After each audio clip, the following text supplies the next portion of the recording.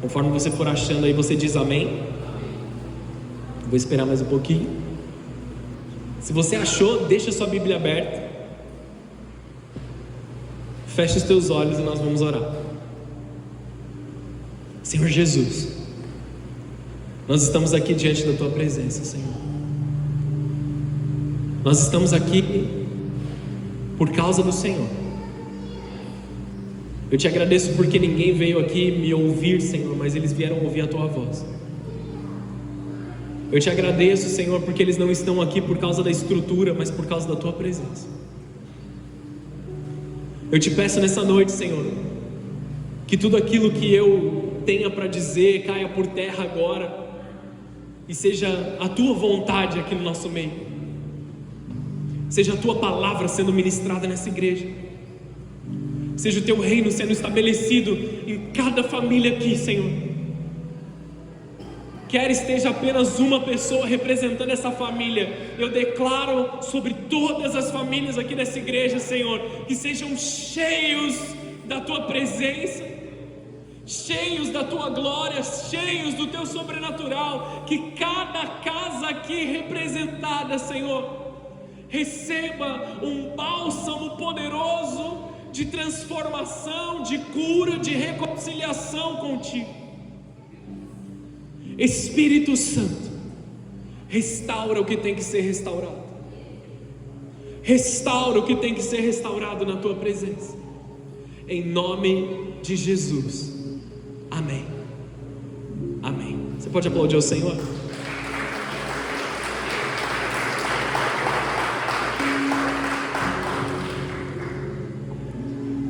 Tô nervoso de verdade. Fui no banheiro 3 vezes desde que eu pisei aqui na igreja. João capítulo 21, versículo 3.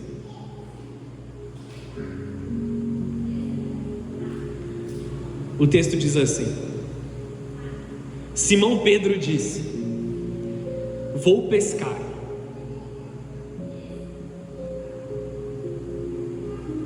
Eu vou ter que explicar isso. João 21 é o último capítulo de João. Tudo que tinha que acontecer já tinha acontecido. Todos os milagres, todas as curas, a morte de cruz, a ressurreição, a aparição de Cristo para os seus discípulos, tudo já tinha acontecido. Tudo que tinha que acontecer já tinha acontecido aqui. E nós estamos vendo Pedro voltando para a sua vida antiga, que ele era um pescador por profissão. No momento ali da morte de Cristo, os discípulos eles se dissipam, cada um vai para um lado, ansiosos, entristecidos, pensando que tudo tinha acabado. Eles estavam sofrendo uma dor muito grande. O mestre deles tinha sido pregado no madeiro. E aí Pedro entende que ele não tinha mais nada para fazer. Vou voltar para minha antiga vida, vou pescar, vou conseguir dinheiro do jeito que eu sei fazer. Mas ele tinha um chamado sobre a vida dele. E para eu não me antecipar muito aqui na mensagem, Simão Pedro disse: eu vou pescar. Nós também vamos, disseram os outros. Assim entraram no barco e foram, mas não pegaram coisa alguma a noite inteira. Ao amanhecer, Jesus estava na praia, mas os discípulos não o reconheceram. Ele perguntou: filhos, por acaso vocês têm peixe para comer? Não, responderam eles. Então ele disse: lancem a rede para o lado direito do barco e pegarão. Fizeram assim e não conseguiram recolher a rede de tão cheia de peixes que estava. O discípulo a quem Jesus amava, olha como ele se reconhecia. Esse é o cidadão que está escrevendo essa história. Eu sei quem é o meu Deus, eu sei que Ele me ama. Olha como ele se descreve no evangelho que ele escreveu. Pode parecer a princípio uma certa presunção, mas fala muito mais sobre a identidade dele, muito bem reconhecida na presença de Deus. Eu sei quem eu sou para o meu Deus. Está aqui? Discípulo a quem Jesus amava, João, que estava escrevendo esse texto, disse a Pedro: é o Senhor. Quando Simão Pedro ouviu que era o Senhor, ele vestiu a capa, pois havia removido para trabalhar, e saltou na água. Os outros ficaram no barco e puxaram até a praia a rede carregada, pois estavam apenas a uns 90 metros de distância. Quando chegaram, encontraram um braseiro no qual havia um peixe e pão.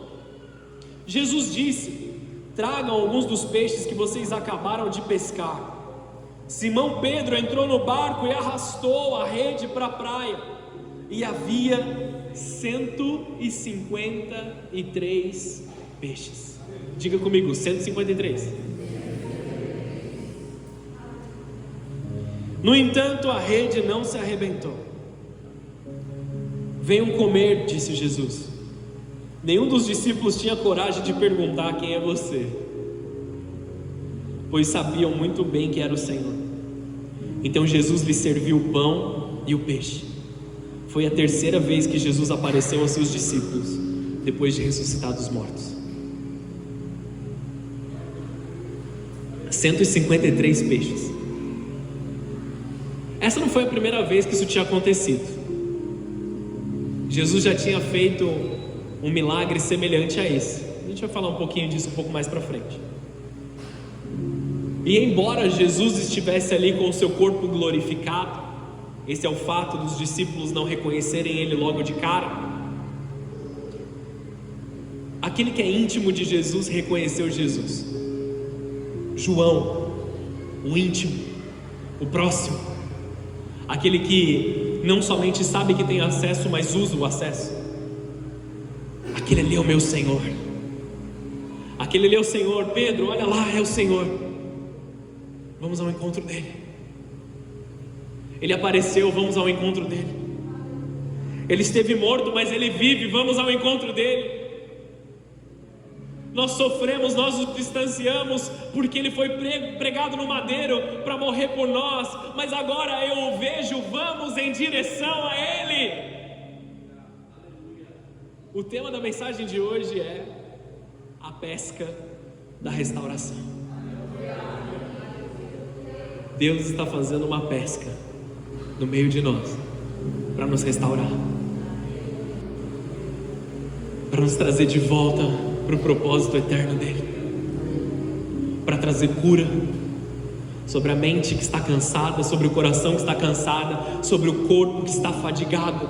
Deus está fazendo uma grande pesca de restauração em meio à igreja nesta noite. Estamos aquecendo os motores. Eu sei que vocês vão virar pentecostais até o final do culto. Jesus, ele aparece naquele momento como amoroso, humilde, manso de coração, como ele sempre foi. Pedro, ele volta para pescar com o coração quebrado, uma aliança aparentemente rompida, porque Jesus tinha morrido. Só que aquele que prometeu ainda mantinha a sua promessa. Aquele que disse que faria ainda estava cumprindo a sua promessa. Jesus aparece na sua humildade, no seu carinho. Filhos, vocês têm algo para comer? Jesus tinha muita coisa para fazer no meio daqueles discípulos ali. Ele tinha uma conversa muito dura para ter com Pedro. Eu já explico isso para você. Ele tinha um comissionamento muito poderoso para fazer sobre os apóstolos. Ele tinha muitas coisas para resolver. Mas ele olha para os discípulos e ele fala assim: filhos, vocês têm fome.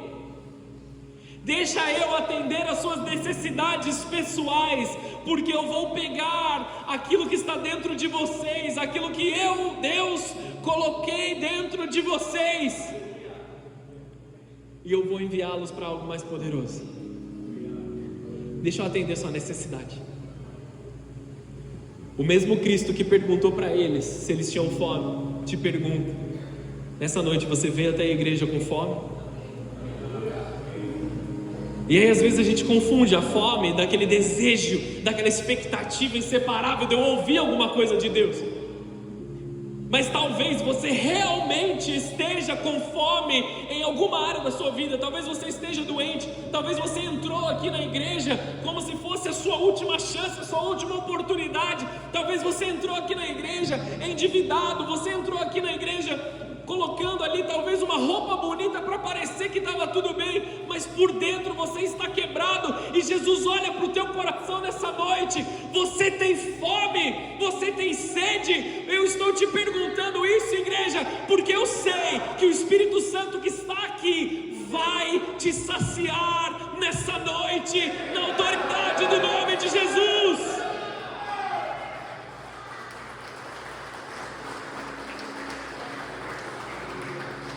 Ele vai nos saciar. Ele não tem nenhum tipo de pergunta retórica no seu repertório. Se ele pergunta sobre a fome, é porque ele quer corresponder à fome.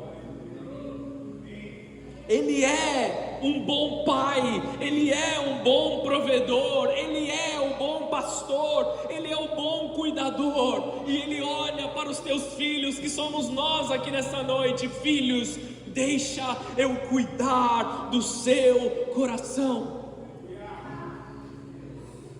Eles tinham se frustrado naquela noite especificamente, porque eles não pegaram nada. Pedro, João, André, Tiago, eles eram pescadores por profissão. Eles sabiam o que eles estavam fazendo, era comum para eles, e eles tinham se frustrado. Não eram homens que estavam fazendo algo pela primeira vez, ou que estavam se aventurando na pescaria. Eram homens muito bons naquilo que eles estavam fazendo. Eles passaram uma noite inteira sem pescar. E mesmo que eles tivessem a sua dificuldade, eles não pegaram nada. Só que aquele que intercede por nós conhece o mar. Aquele que intercede por nós conhece. Lancem a rede do lado direito. Será que eles já não tinham feito isso? Provavelmente eles tinham lançado para todos os lados, andaram com o barco de um lado para o outro, jogaram a rede da esquerda, da direita, na frente, atrás. Só que agora eles tinham algo diferente. Eles tinham a palavra de Jesus. Eu tentei tudo, eu fiz de todas as formas, eu me desgastei de todos os jeitos. Agora faça debaixo da palavra de Jesus. E quando a gente faz debaixo da palavra de Jesus, é uma vez só. Joga do lado direito.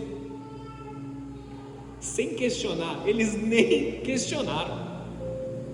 É o Senhor, com certeza. Eu conheço essa autoridade. Eu conheço esse poder. Eu conheço essa intimidade, essa chama no meu coração quando Ele fala. Então eu vou fazer porque Ele falou que aconteceria. Joga do lado direito. Aquele que te ama, aquele que te salvou, aquele que está te restaurando nesta noite. Ele conhece o mar, Ele conhece o mercado, Ele conhece a sua área de atuação, Ele conhece a sua cidade, Ele conhece o seu relacionamento, Ele conhece os seus sonhos, Ele conhece os seus planos, porque foi Ele mesmo que colocou dentro do teu coração. Ele conhece a sua área, Ele conhece a sua profissão, e Ele está te dizendo: deixa eu colocar uma palavra nova, para que você faça essa pesca agora, nessa noite. O nosso intercessor conhece o campo que nós estamos. E quando eles obedeceram, 153 grandes peixes, e a rede não se rompeu. Quando nós estamos alinhados com Cristo, quando a maturidade dos céus vem sobre os nossos corações, as redes se enchem e elas não se rompem. Aquilo que era desespero, ansiedade, frustração, encontra um lugar de propósito. Nós temos dois comportamentos. Nós temos o comportamento de João, que eu mencionei aqui, olha lá o mestre. E nós temos um comportamento um tanto desesperado de Pedro, porque ele já pegou a capa, colocou a capa, pulou na água. Eles estavam perto, 90 metros de barco. Por que não foram de barco ali? Por que você está tão ansioso assim, Pedro? Porque ele tinha uma questão para resolver na presença do Senhor. alguns dias atrás, ele havia negado Jesus por 3 vezes. Você lembra disso? Jesus avisou e Pedro foi lá e fez da mesma forma. Nós temos 2 comportamentos: um que reconhece o mestre, que sabe que é amado pelo mestre; o outro que precisava do perdão do mestre.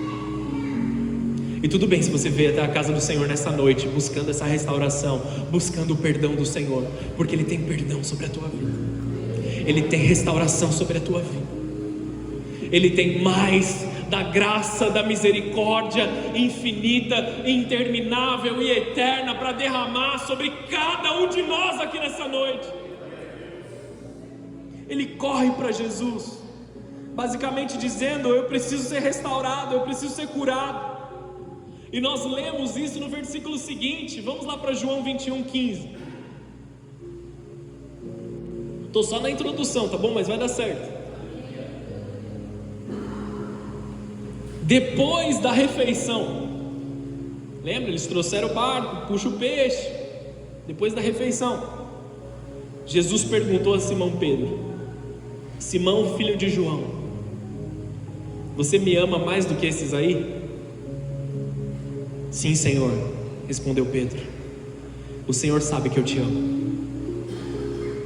Então alimenta os meus cordeiros, disse Jesus. Só para você entender, porque eu vou ler isso, vou ler o resto do texto. Você me ama, Pedro? Troca pelo seu nome, tá bom? Você me ama, Pedro? Se você me ama, ame o teu próximo. Cuida do teu próximo. Você me ama? Corresponda a esse amor que você recebeu de mim com aqueles que estão ao teu redor. Estão entendendo? Estão aqui comigo? Então alimenta os meus cordeiros. Jesus repetiu a pergunta: Simão, filho de João, você me ama? Sim, Senhor, disse Pedro. O Senhor sabe que eu o amo. Então cuide das minhas ovelhas, disse Jesus. Pela 3ª vez. E aí Pedro entendeu o que estava acontecendo. Pela 3ª vez, ele perguntou: Simão, filho de João, você me ama? Pedro ficou triste porque Jesus fez a pergunta pela 3ª vez. Ele tinha entendido o que estava acontecendo aqui. E disse: o Senhor sabe todas as coisas, sabe que eu o amo. Jesus disse: então alimente as minhas ovelhas. 3 vezes ele negou Jesus. 3 vezes Jesus olha para ele: você me ama, Pedro? Quero te restaurar. Ele estava tirando Pedro de um lugar de dúvida, ele estava tirando Pedro de um lugar de abandono, ele estava tirando Pedro de um lugar de solidão. Você me ama, Pedro? Eu ainda tenho um propósito para a tua vida. Você me ama, Pedro? Eu quero que você cuide das ovelhas. Você me ama, Pedro? Você é um daqueles que eu escolhi para liderar a minha igreja. Um dos, não o principal, amém, amados? Só para corrigir algumas questões doutrinárias. 3 negações, 3 restaurações. E a pergunta de Jesus foi sobre o amor de Pedro. Jesus não olha para Pedro e fala assim: por que você falhou? Por que você me negou? Aonde você estava com a cabeça, Pedro? Não foi esse tipo de pergunta que Jesus fez. Você me ama, foi a pergunta. Porque o amor verdadeiro gera compromisso. Eu sou compromissado com a esposa que eu casei. Você é compromissado com a esposa que você casou, amém, homens? É tipo uma bronca, mas com amor. Nós somos compromissados com a nossa família. Nós somos compromissados com aqueles que estão ao nosso redor. O amor gera compromisso. E não existe a graça do Senhor Jesus sem esse compromisso. Cuide das minhas ovelhas. Ele está reafirmando o chamado, ele está reafirmando o propósito, ele está pensando na continuidade. Não é sobre hoje, é sobre legado, é sobre continuidade. Mas, tendo entendido tudo isso, eu quero focar um pouco mais no versículo 11, para a gente entender um pouquinho mais. João 21, 11.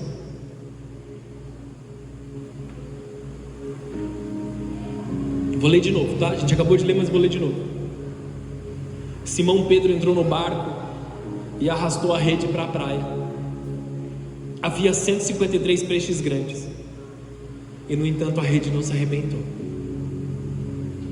Até essa noite, até o final dessa noite, você vai ter certeza que a tua rede não vai arrebentar. Você já sabe que ela simboliza para você. O Espírito Santo já está dizendo isso para você. O capítulo 21 acontece depois da ressurreição de Cristo, como eu disse.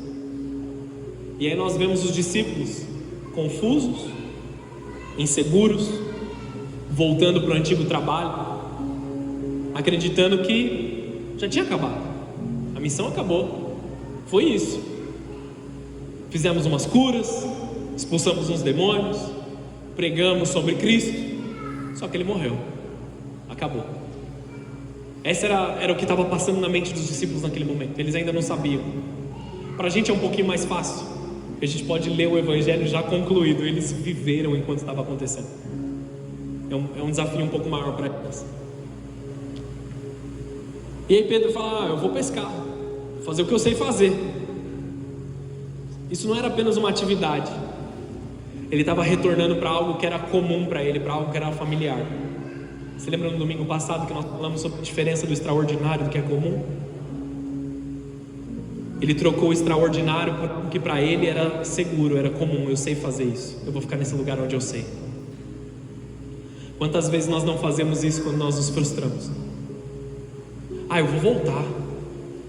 Eu me entreguei bastante, mas eu estou inseguro agora, eu não sei como vai ser, eu estou confuso, eu vou voltar, eu vou deixar de me entregar tanto, eu vou deixar de depositar tanto na presença de Deus, eu vou deixar de me esforçar tanto, eu vou retrair, eu vou tirar o acesso das pessoas à minha vida, eu vou deixar algumas coisas de lado. É assim que nós agimos quando estamos confusos, é assim que nós agimos quando nós estamos inseguros. E eles foram pescar porque era algo comum, mas mesmo eles sendo muito bons naquilo que eles faziam, eles não pescaram nada, porque não era para eles pescarem nada mesmo, sem a presença de Jesus. Aquele que já pisou na presença do Senhor, aquele que já esteve no lugar de habitação, ele simplesmente não sabe o que fazer em outro lugar. Ele não sabe andar, ele não sabe falar, ele se perdeu. Quantas vezes isso acontece conosco? Nós trabalhamos, nós tentamos, nós lutamos e nós não vemos resultado. Só que Pedro não sabia que Jesus já estava na praia. O Espírito do Senhor já estava ali, os observando a noite toda. E Ele se manifesta no nascer do sol. Deixa eu te pastorear nesse momento, igreja. Quando Cristo está presente, uma noite de fracasso tem que dar lugar a uma manhã onde a presença de Deus se manifesta. Uma noite de fracasso tem que dar lugar a uma manhã de milagre sobre a tua vida. Jesus diz: lancem a rede do lado direito do barco. Isso parece um detalhe pequeno, mas revela um princípio poderoso: a diferença entre o esforço humano e o resultado sobrenatural é a direção de Cristo. Eles haviam se esforçado muito, mas eles agiram debaixo de direção. Esse é o lugar que nós temos que estar. Eles tinham experiência, eles tinham técnica, eles tinham rede, eles tinham barco, eles tinham tudo que podia ter. Mas aí veio a palavra de Jesus que transformou todas as coisas. Nós achamos que para ser bem sucedido em certas áreas das nossas vidas, nós precisamos possuir. Se aquele cara é bem sucedido, eu preciso possuir o mesmo que ele possui, eu preciso fazer o mesmo curso, eu preciso me esforçar tanto quanto. Mas quando nós estamos diante da presença do Senhor, que nos dá uma palavra, nós somos bem sucedidos naquilo que Ele coloca a gente para fazer. Isso envolve teu casamento, isso envolve a criação dos teus filhos, isso envolve a sua área financeira, isso envolve o seu trabalho, tudo. Continua aqui comigo? Eles tinham a palavra de Jesus com eles agora.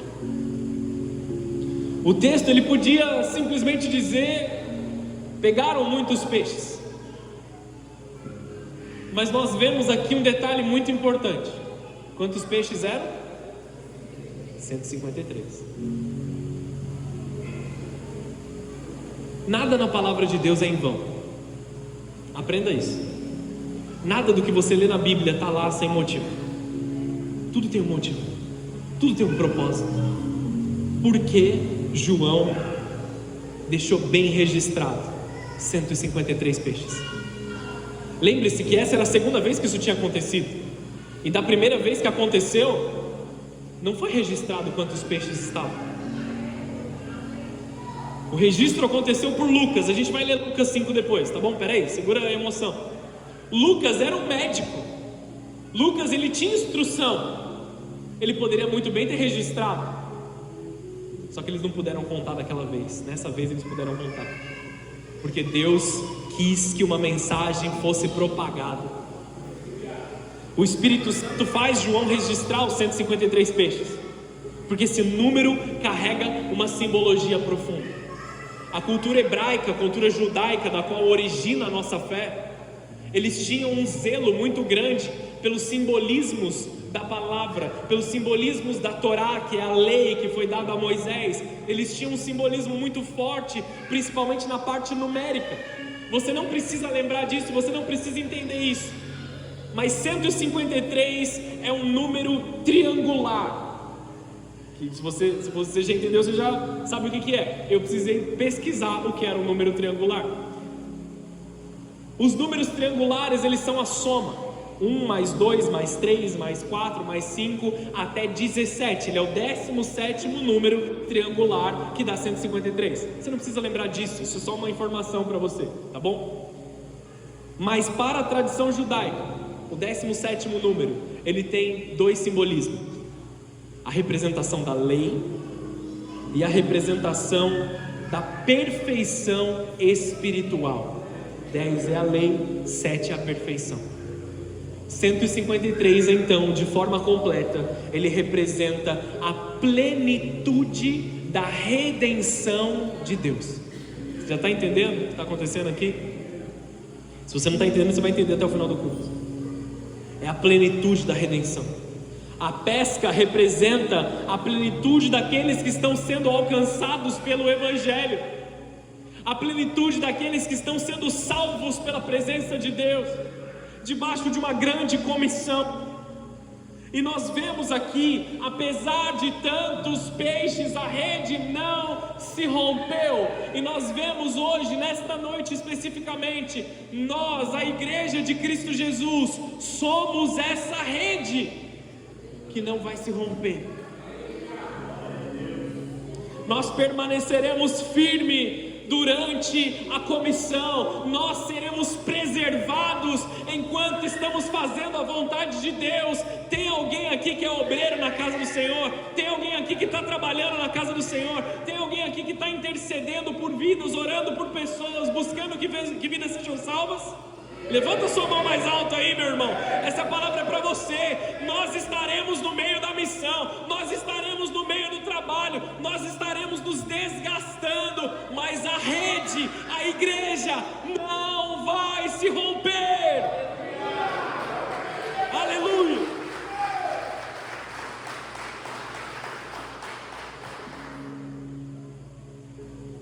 Só que contrasta com Lucas 5, não contrasta? Abre comigo sua Bíblia aí, ou acompanha no telão, no Evangelho de Lucas, capítulo 5, versículo 6. O texto diz: dessa vez as redes ficaram tão cheias de peixes que começaram a se rasgar. Por que em Lucas 5 as redes se rasgaram? A primeira pesca, nós vemos redes se rompendo. O texto fala também que os barcos começaram a afundar. que um barco não foi o suficiente para puxar todos os peixes, eles tiveram que usar o outro barco, chamar os outros pescadores que estavam com ele. Teve uma confusão ali, teve uma falta de entendimento ali, porque esse foi o momento em que estava começando o chamado deles. Eles eram imaturos, eles eram inexperientes. Agora Deus estava acrescentando maturidade à sua igreja. Consegue entender a diferença entre uma coisa e outra? Lucas 5 foi o momento em que eles foram chamados. Lucas 5 foi o momento em que eles receberam a primeira comissão. Só que a segunda pesca, a rede estava intacta, havia ordem, havia plenitude, eles estavam no controle da situação, porque eles eram maduros o suficiente para reter. Eu já falei muito essa frase aqui, tem gente que já nem aguenta mais ouvir isso. Quando nós estamos falando de um vinho novo sendo derramado, nós precisamos de odres novos. Por quê? Porque senão o vinho se desperdiça. Esse é o foco do odre novo, tá bom? Nós precisamos aprender a reter aquilo que Jesus nos dá. De nada vale nós termos várias revelações, várias palavras, várias coisas sobrenaturais, se nós não conseguimos reter essas coisas em nós e administrá-las da forma correta.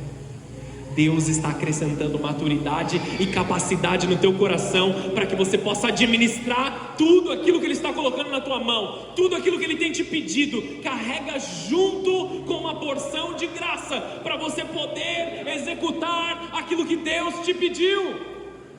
Ele está acrescentando sobre você, Ele está acrescentando maturidade, Ele está acrescentando organização, Ele está acrescentando autoridade, Ele está acrescentando disponibilidade e disposição para você viver o Evangelho na sua plenitude. Depois da ressurreição, antes da ressurreição, nós vemos uma estrutura frágil da igreja, um entendimento limitado. Eles questionavam Jesus de tudo que acontecia, toda hora questionando, toda hora perguntando para Jesus. Só que depois da ressurreição, nós vemos uma missão organizada, uma igreja preparada, uma rede que suporta os peixes. E amados, a palavra de Deus, ela é tão maravilhosa, que quanto mais a gente lê, mais a gente se maravilha com a infinita graça do Senhor Jesus. Eu já li a Bíblia muitas vezes, amados. Não é para eu me aparecer aqui, é só para corroborar o que eu estou dizendo. E eu nunca tinha reparado nesse texto. Vamos comigo para Ezequiel, capítulo 47, versículo 9.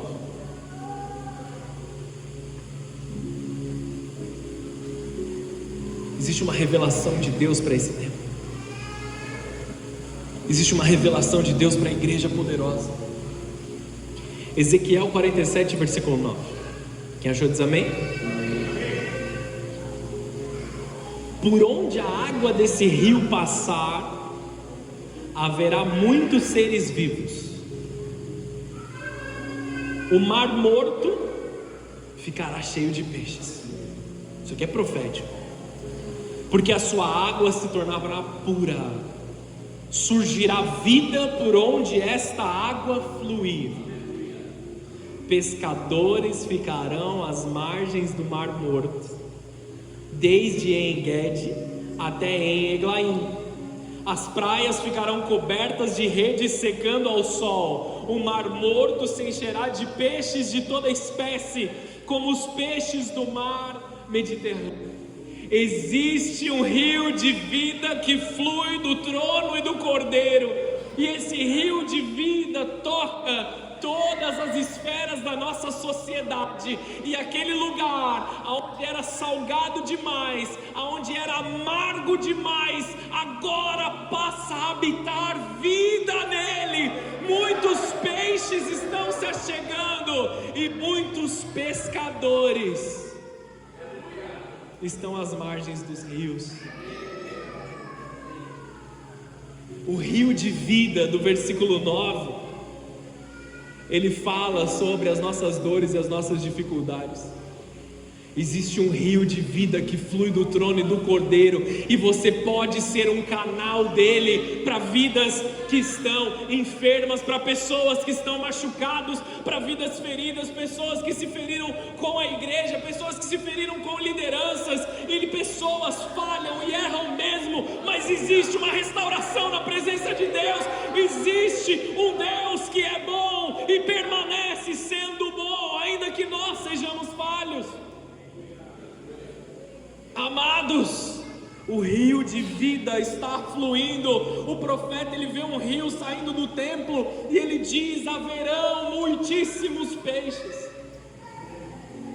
Nós estávamos na vigília do Flame, que aconteceu há um tempo atrás aqui, e eu estava pregando, passando por esse texto. Ele não era o texto principal da mensagem, e Deus me deu uma palavra profética. 153 vidas se chegariam a essa igreja, e a estrutura ia suportar. Nós não somos uma igreja tão grande assim, amém, amados? Para ter 153 pessoas aqui, tem que fazer espaço, mas a estrutura não vai se romper. E eu ouso dizer que de forma muito profética, nós apresentamos 3 peixinhos aqui no altar do Senhor, amém? Faltam 150.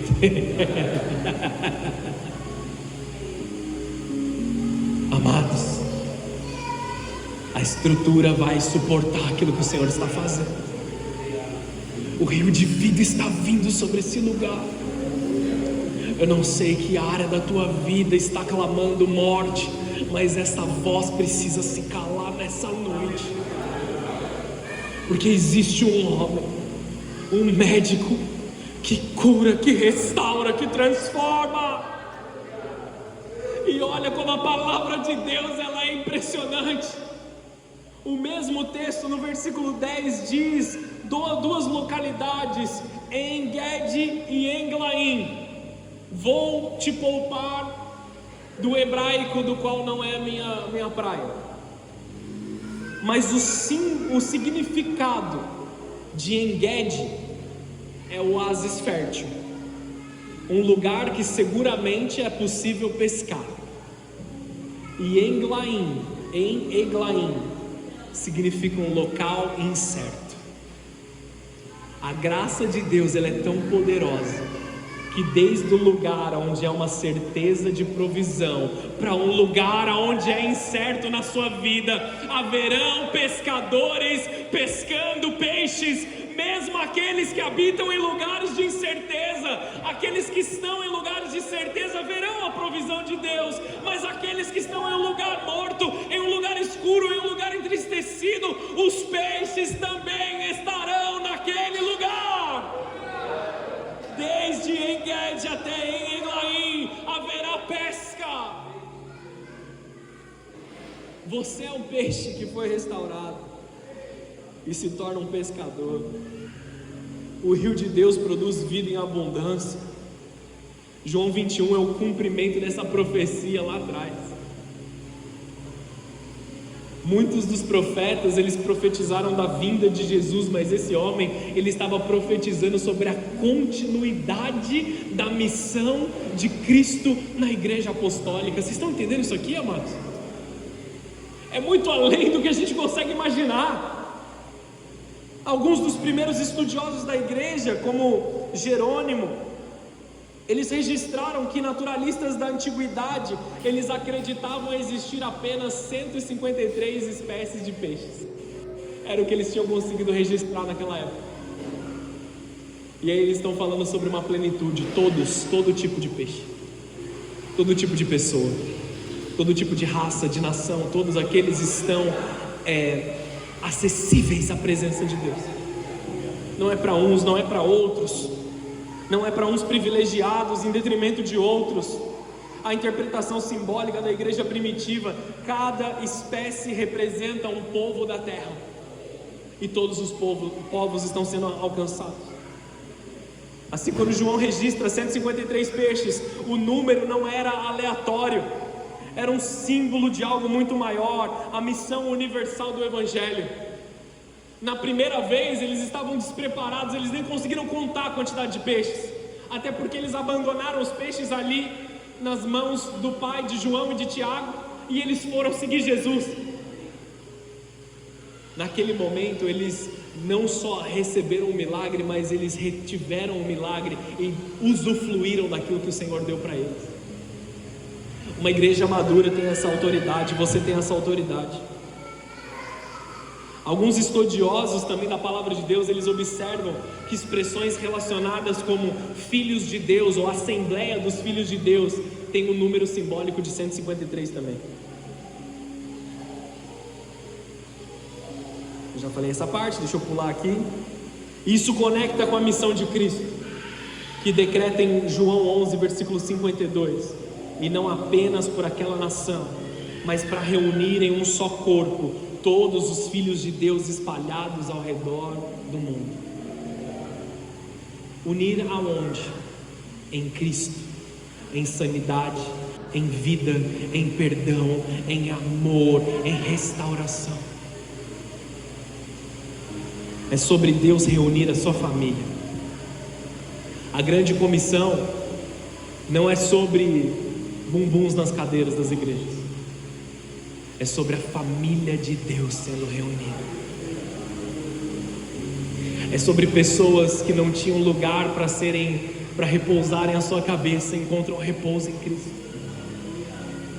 É sobre pessoas que não tinham mais nem para onde ir, não tinham mais o que fazer das suas próprias vidas, mas encontram alegria na família de Cristo.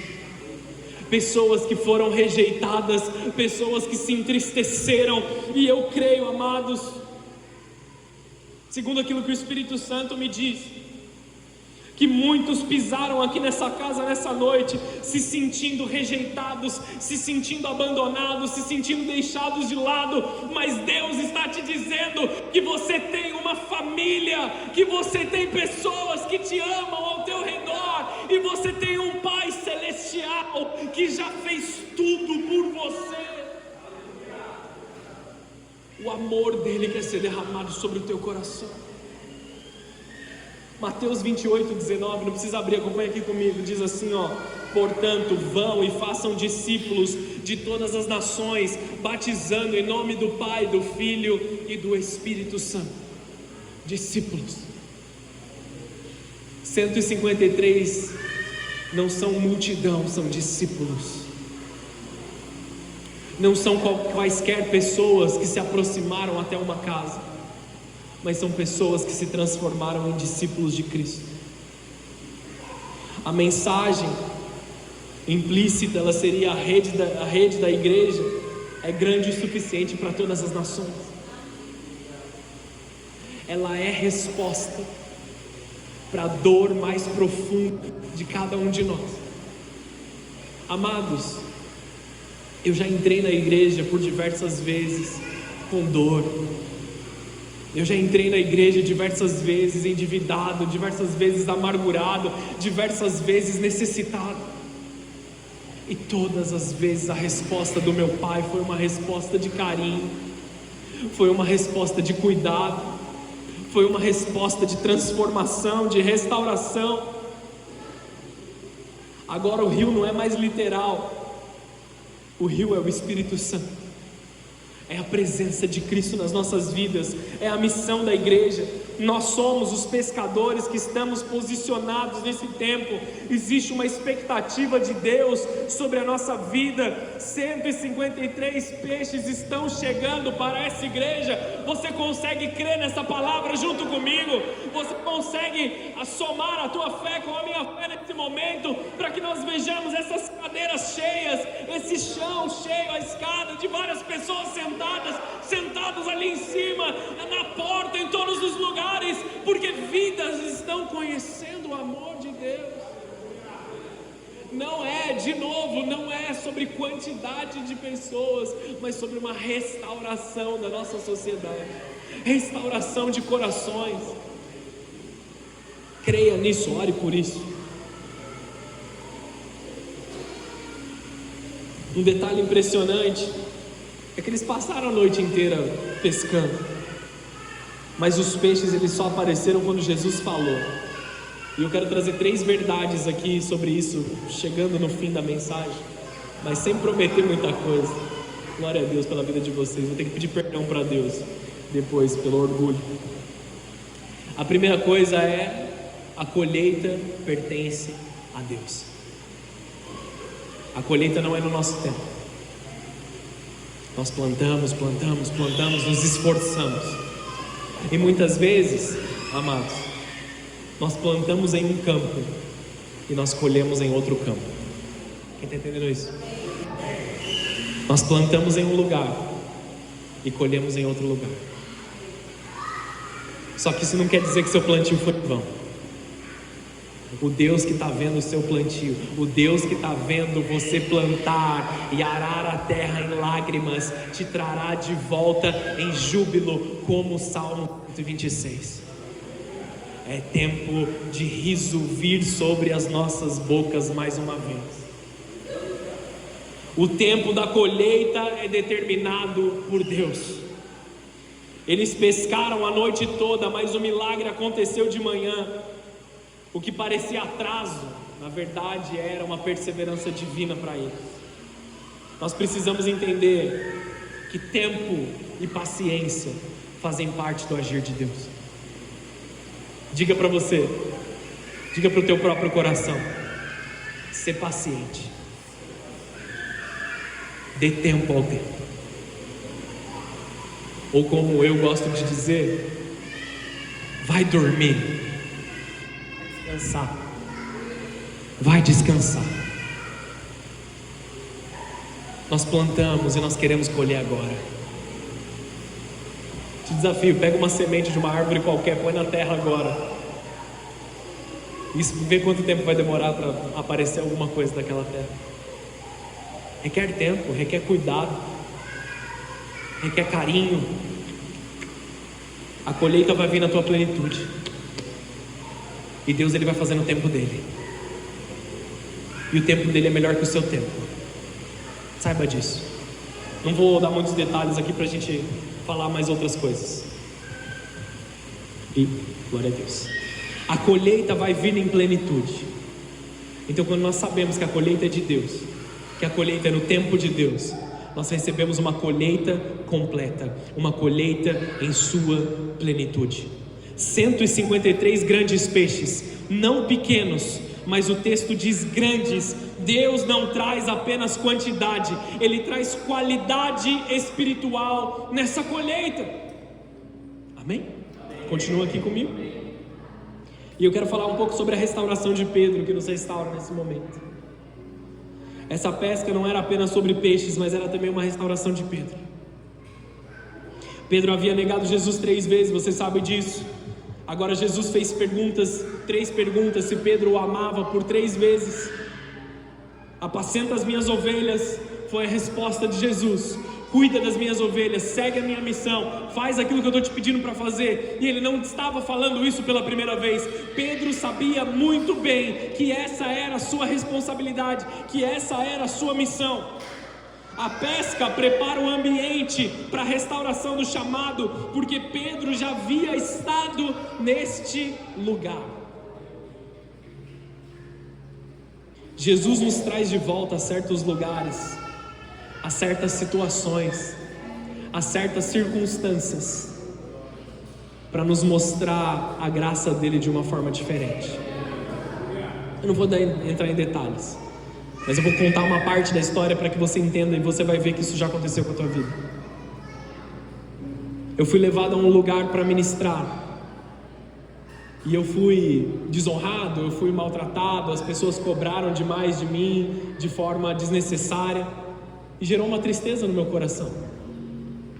Muitos anos atrás, antes de eu pastorear, antes de eu ser ungido a pastor, a missionário, nem nada, eu fui chamado para traduzir um gringo, uma pregação, e eu voltei muito mal para casa, eu voltei muito triste para casa. Não com as mesmas pessoas, mas exatamente no mesmo lugar. Deus, Ele me chamou para traduzir um gringo.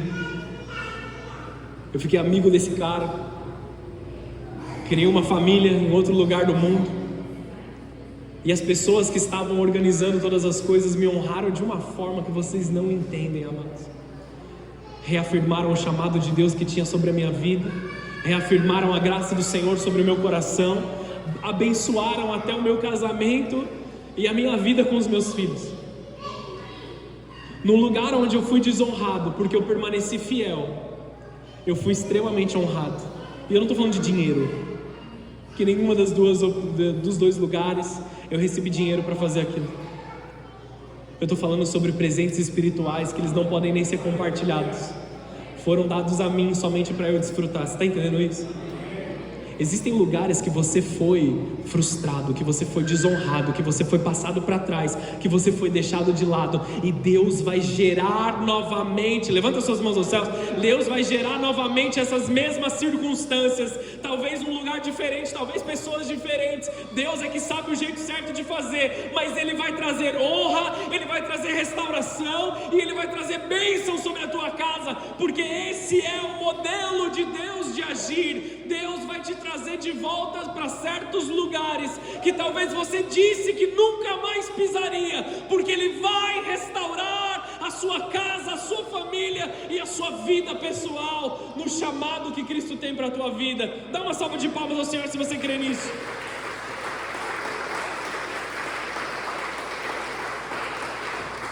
E Jesus recria situações nas nossas vidas para nos lembrar do chamado, para nos lembrar aquilo que Ele vai fazer na nossa vida. Esse dia da restauração de Pedro foi exatamente igual ao dia que ele foi chamado. Jesus entrou no barco de Pedro, depois de dar a palavra de pesca, e Ele fala: Pedro, agora você não é mais um pescador, você é um pescador de homens. Esse foi o momento que ele conheceu Jesus, já com chamado, já com uma direção. Eu vou pescar. Pedro, não, você vai pescar homens, volta. Lembra daquilo que a gente fez lá atrás? Vou fazer de novo para você saber que foi de Deus. Volta, agora você vai pescar homens. Nós temos 3 verdades aqui para a igreja. Deus está preparando uma grande colheita. Esses 153 representam plenitude. Nós poderíamos até fazer uma lista num papel e facilmente nós preencheríamos 153 nomes aqui.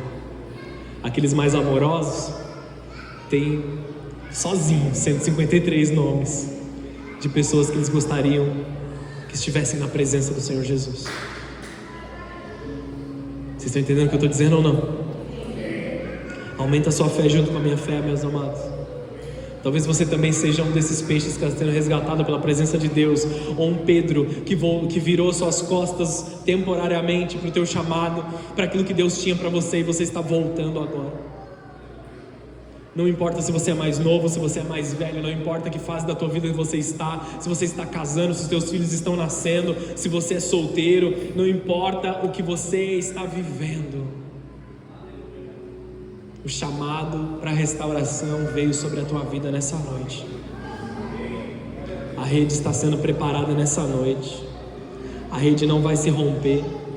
Existe maturidade vindo sobre essa igreja, existe unidade vindo sobre essa igreja, existe uma estrutura espiritual sendo acrescentada, um acréscimo de graça sobrenatural sobre a nossa igreja. A colheita acontece pela voz de Cristo, não é ativismo, não é esforço humano, não é algo que nós podemos fazer como estratégias ou um curso de crescimento de igreja, é uma palavra de Deus, da simplicidade que Cristo colocou nos nossos corações. É obedecer a palavra. Não existe outra forma. Pedro pensou que ele estava voltando para a pesca, mas Jesus estava transformando pescadores comuns em pescadores de homens. Vocês que talvez tenham entrado aqui como pescadores comuns, Deus está mudando o seu tipo de pesca. Deus está mudando o seu tipo de pesca. Vou falar de novo: a rede não se rompe, a colheita vem, o chamado é restaurado. Talvez hajam pessoas aqui nessa noite que estão tentando voltar para o barco antigo. Foram até tentados a sair de perto, sair do lugar. Deixa eu ir voltar a pescar lá, porque é isso aqui que eu sei fazer. Esse é um alerta do Senhor: volta para a presença dEle, porque Ele tem mais ainda para você.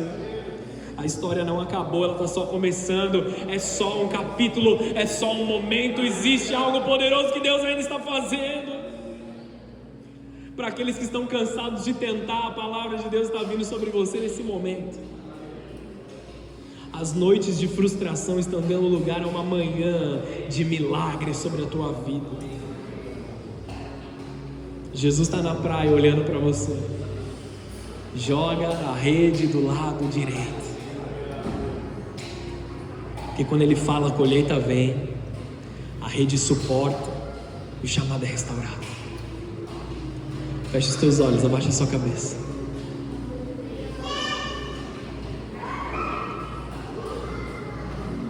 Aleluia.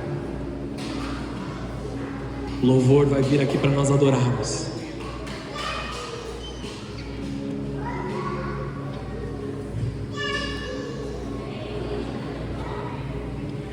Seu lugar é na presença do Senhor.